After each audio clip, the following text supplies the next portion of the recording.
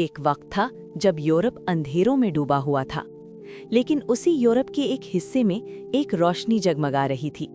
वो रोशनी थी अंदलुस, जहाँ सड़कें रोशन थीं, जहाँ इल्म आम था, जहाँ इंसाफ कायम था और जहाँ अल्लाह का नाम बुलंद किया जाता था।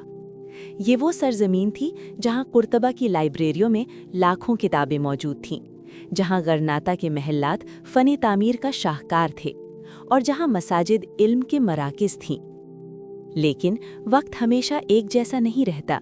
711 ईस्वी, ये वो लम्हा था जब तारीख ने एक नया रुख लिया।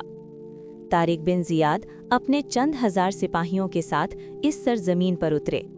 उन्होंने अपने पीछे कश्तियां जला दीं और अपने सिपाहियों से कहा, पीछे समंदर है और आगे दुश्मन। ये सिर्फ एक जंग नहीं थी, ये ईमान की ताकत थी। और फिर इस्लाम ने अंदलुस में कदम जमा लिया। सदियों तक अंदलुस इल्म, तहजीब और तरक्की का मरकज़ रहा।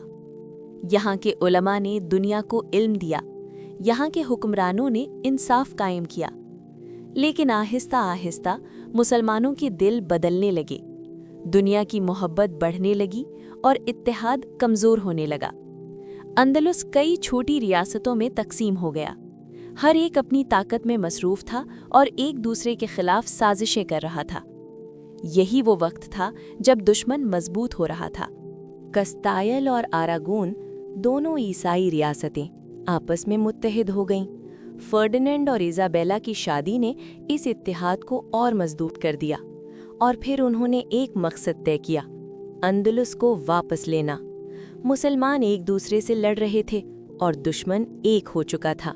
यही वो कमज़ोरी थी जिसने एक अजीम सल्तनत को हिला कर रख दिया। आखिरकार सिर्फ एक रियासत बाकी रह गई, गरनाता। ये अंदलुस का आखिरी कला था, आखिरी उम्मीद, आखिरी रोशनी। बनी नसर की हुकूमत यहाँ कायम थी और उनका आखिरी हुक्मरान था अबू अब्दुल्ला मोहम्मद, जिसे तारीख में बू अब्दुल्ला कहा जाता है। 1482 का साल, जब गरनाता के खिलाफ बाकायदा जंग शुरू हुई। 10 साल तक मुसलसल हमले होते रहे। मुहासरे, भूख, खौफ, हर दिन एक इम्तिहान था। गरनाता के अंदर भी हालात अच्छे नहीं थे। साजिशें, इख्तिलाफात और इक़्तिदार की लड़ाई, ये सब कुछ मुसलमानों को अंदर से तोड़ रहा था। आखिरकार वो दिन आ गया, 2 जनवरी 1492, जब गरनाता के दरवाजे खुल गए। बू अब्दुल्ला ने अपने हाथों से शहर की चाबियां दुश्मन के हवाले कर दीं। ये सिर्फ एक शहर नहीं था, ये एक तारीख थी, एक तहजीब थी, एक उम्मत का उरूज था जो आज ख़त्म हो रहा था। कहते हैं जब वो शहर छोड़ रहे थे, उन्होंने आखिरी बार गरनाता की तरफ देखा। उनकी आंखों में आंसू थे। ये आंसू सिर्फ एक बादशाह के नहीं थे, ये एक पूरी तारीख के आंसू थे। और फिर उनकी माँ ने वो अल्फाज कहे जो तारीख में हमेशा के लिए महफूज हो गए। तुम आज औरतों की तरह रो रहे हो, इस चीज़ पर जिसे तुम मर्दों की तरह बचा न सके। गरनाता के सुकूत के बाद एक नया बाब शुरू हुआ, लेकिन ये बाब दर्द से भरा हुआ था। मसाजिद को गिरजाघरों में बदल दिया गया, आज़ानों की जगह घंटियां बजने लगीं, कुरान जलाए गए, इल्म को मिटाया गया।